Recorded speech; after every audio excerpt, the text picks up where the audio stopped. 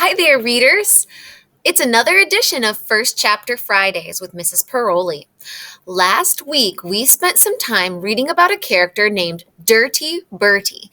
He has a chapter book series. A series means there is more than one book or story in the whole collection. Well, we were only reading one book in the whole collection. Turns out there's more than one. Let's scroll down. This is a really neat website that I found that I'll link to your work for today that has more information about Dirty Bertie as a character. Let's learn more about him.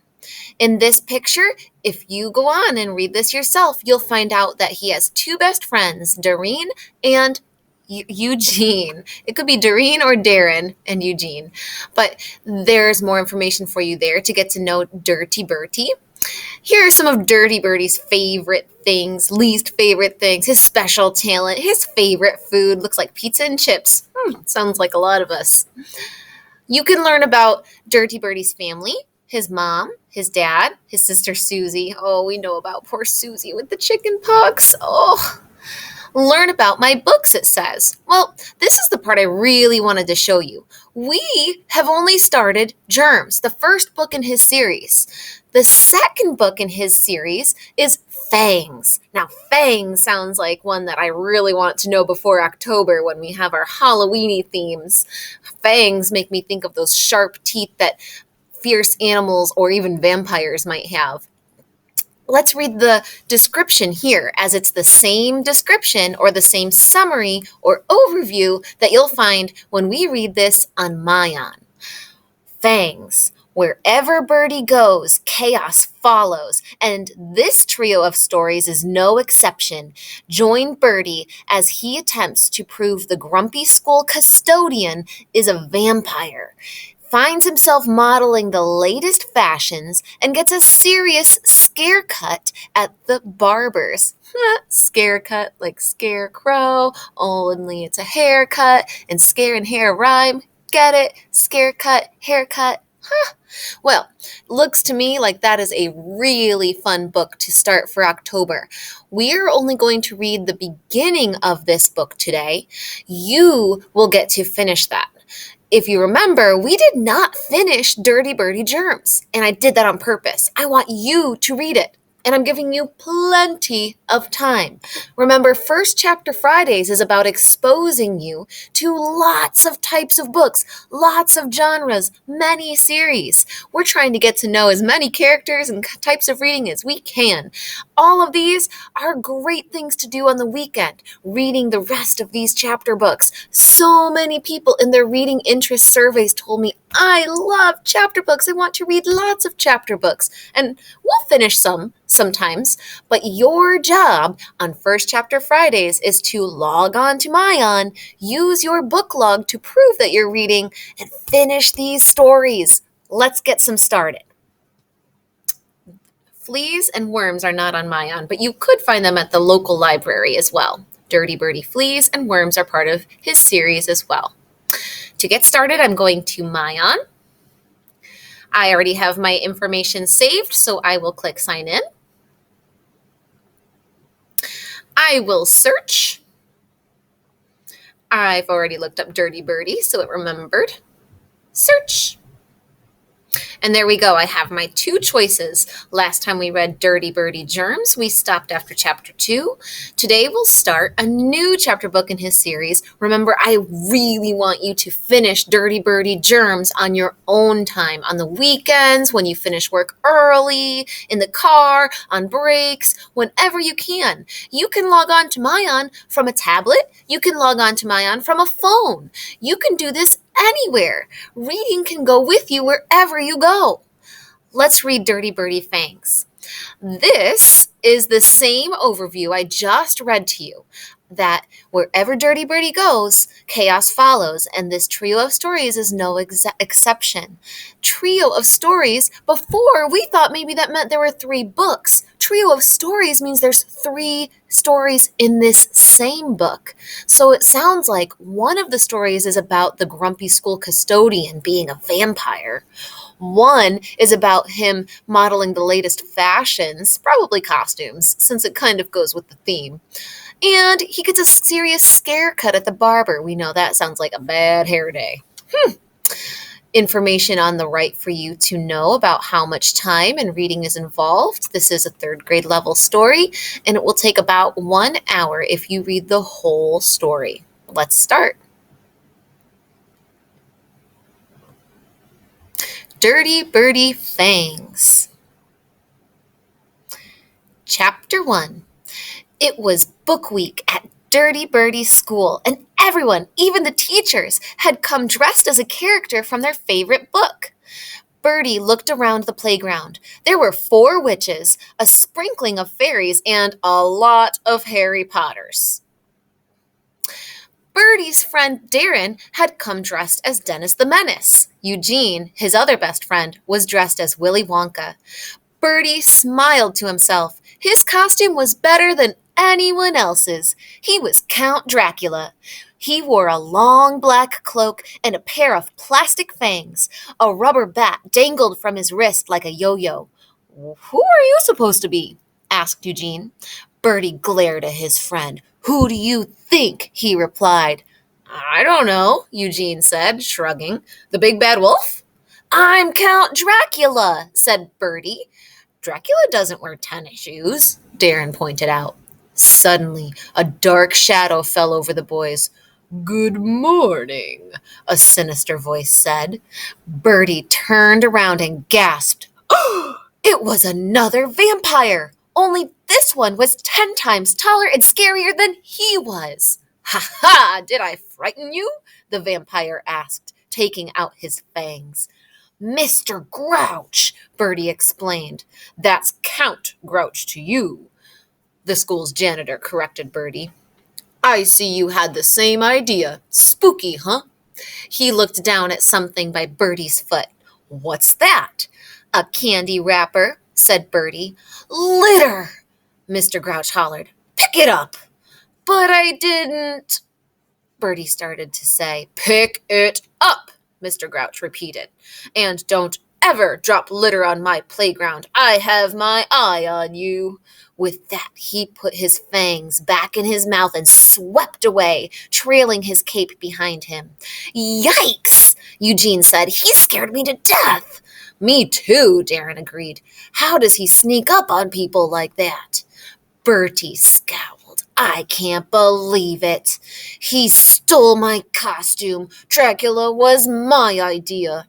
"Yeah, but his costume is better," said Darren. "I thought he really was a vampire." "Maybe he is," Eugene suggested. Darren and Bertie stared at him. "What do you mean?" Bertie asked. "Well," said Eugene, "yesterday I walked past his shed. You know, the one out back that he always keeps locked. Mr. Grouch was sitting outside drinking something." Darren shrugged. "So? What's so weird about that?" he asked. "It's what he was drinking," Eugene said, looking nervous. "It looked like blood." "Blood?" gasped Bertie. "Shh, not so loud," Eugene hissed. "He'll hear you. And look at his costume. It fits perfectly. Maybe he really is a vampire." "But vampires can't be outside in the daylight," Darren argued. "Maybe he's some kind of half vampire," Bertie suggested. "Half vampire, half janitor." The more he thought about it, the more the idea made sense. Bertie had always thought there was something creepy about the school janitor. For one thing, he had small, beady eyes, and he hated children, especially Bertie. Plus, he had a weird habit of appearing out of nowhere like a ghost. "We have to stop him," Bertie insisted. "Stop him from doing what? He hasn't done anything yet," said Darren. "Except clean the bathrooms, I mean." "How do you know?" said Bertie.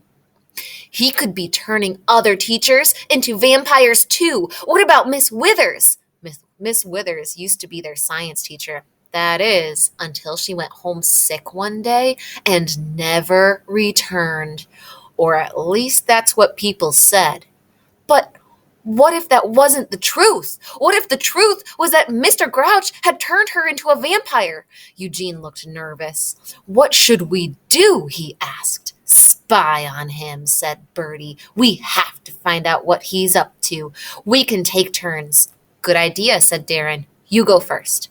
Me? Why me? Bertie asked. It was your idea, Darren said. Besides, he already hates you.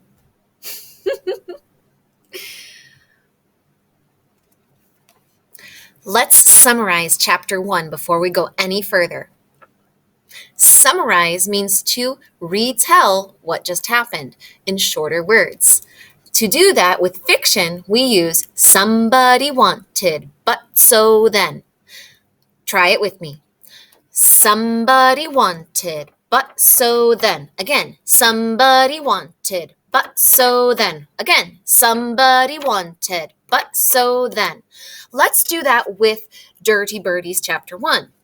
Somebody. The main somebody was, again, Bertie.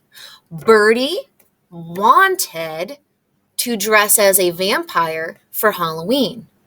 But the custodian was already dressed as a creepy vampire and spooked Bertie with his friends. So the boys became suspicious that the custodian might be a real vampire. Then they developed a plan to spy on the custodian. Dun, dun, dun. I wonder what will happen next. Chapter 2. Unfortunately, Bertie and his friends couldn't start their spying right away. They had to go to math class. But Bertie wasn't about to let Mr. Grouch turn anyone into a vampire on his watch. He spent the rest of the morning in class keeping an eye on Mr. Grouch through his classroom window. He wrote down everything he saw in the back of his math book. Vampire report, 9:15 a.m., Grouch sweeping up litter.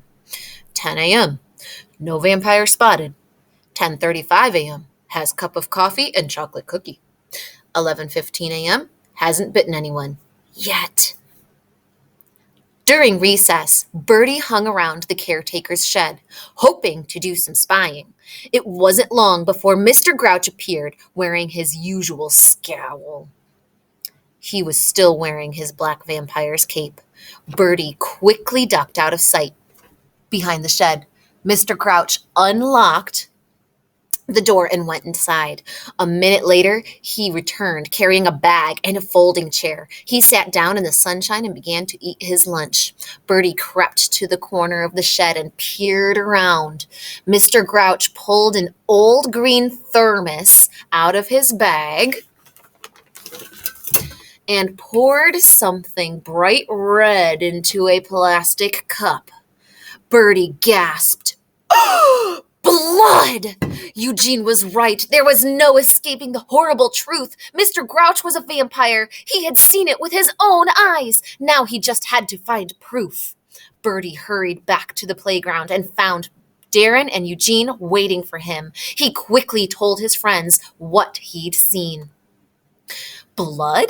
Said Darren when Bertie had finished. Are you sure? Of course I'm sure. I saw him drink it, said Bertie. So whose blood is it? Or was it? Darren asked. How am I supposed to know? Bertie snapped. I told you he's a vampire, said Eugene. We should go to Miss Skinner. Oh yeah, she's really going to believe us, said Darren. Bertie shook his head. First, we need evidence. We have to prove he's really a vampire. How are we supposed to do that? Eugene asked. He's not drinking any of my blood. Mine either, said Darren. Bertie frowned, thinking harder. Where would Mr. Grouch hide something he wanted to keep secret? The shed! Cried Bertie. I bet there's all kinds of stuff in there. Like dead bodies, said Darren. Or skeletons, said Bertie. Eugene turned pale. But we're not allowed in there, he said. Besides, Mr. Grouch always keeps the shed locked. Bertie had forgotten that. Mr. Grouch kept the keys in his pocket and never let them out of his sight. "We'll have to wait till he's busy," he said. "Then we'll borrow his keys and break into the shed. Piece of cake." Oh man, do I want to find out what happens next. But chapter 3 and so on is your job. Before we do that, let's summarize. Somebody wanted, but so then. Somebody wanted, but so then. Somebody, Bertie, wanted to find out if Mr. Grouch was a real vampire. But when he saw him drinking something red, he was scared and turned to his friends to tell them. So he developed a plan. Then he decided he would borrow the keys to see if real blood or secrets were hidden in the shed. Oh, I wonder if they're right. Log on to Mayan, read your stories this weekend. Keep at it, my friends. You'll be stronger readers before you know it.